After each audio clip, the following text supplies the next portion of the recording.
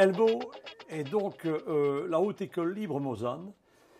C'est une haute école multidisciplinaire, comme le décret l'a voulu, et donc on y trouve des formations aussi bien d'infirmiers, infirmières qu'assistants sociaux, mais aussi des ingénieurs industriels, des informaticiens ou des instituteurs, donc, ou des assistants sociaux. Le CRIG, centre de recherche de l'Institut Gram, initialement de l'Institut Gram, qui est devenu le centre de recherche des instituts groupés de la Haute École, mais c'est au départ un centre de recherche technologique. Et puis, du fait de la pluridisciplinarité de la Haute École, on m'a demandé, je pense en 2005, d'étendre le centre de recherche à l'ensemble des disciplines. Et c'est ainsi que nous avons des projets, toujours technologiques bien sûr, que des projets région wallonne ou européens, et puis des projets dans le domaine social. Et celui dont on va parler, c'est un projet dans le domaine des soins infirmiers. Dans le cadre du centre de recherche, donc, nous avons développé un projet Leonardo, donc un projet européen qu'on a intitulé Hôpital virtuel, et qui est en fait un projet destiné à aider l'étudiant infirmier ou infirmière, donc l'étudiant en soins infirmiers, à acquérir le jugement clinique. C'est comme ça que nous avions intitulé pour le projet Leonardo. L'hôpital virtuel est né il y a entre 3 et 5 ans suite à des difficultés que nous rencontrions dans l'enseignement en soins infirmiers. Vu les difficultés que nous avions à préparer les étudiants en stage et à cette immersion dans la vie réelle, la vie hospitalière.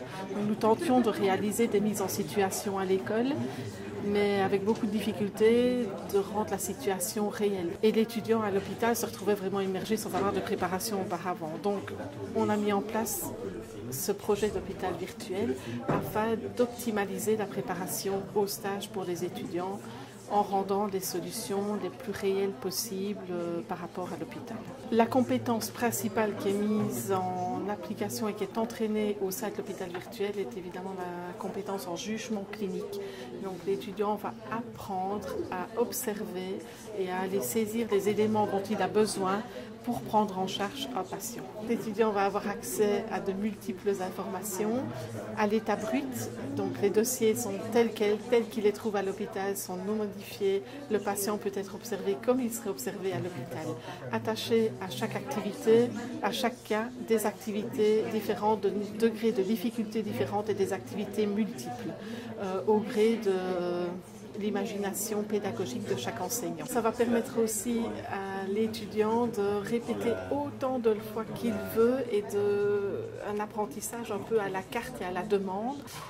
Il peut s'entraîner autant de fois qu'il veut, il peut aller revoir les cas et c'est toujours aussi en support à des séances en présentiel. Les étudiants apprécient beaucoup cet outil, ils trouvent une plus-value réelle et un intérêt certain dans cette plus ludique tout en étant quand même académique. Beaucoup de demandes d'autres écoles en soins infirmiers qui souhaiteraient avoir l'outil.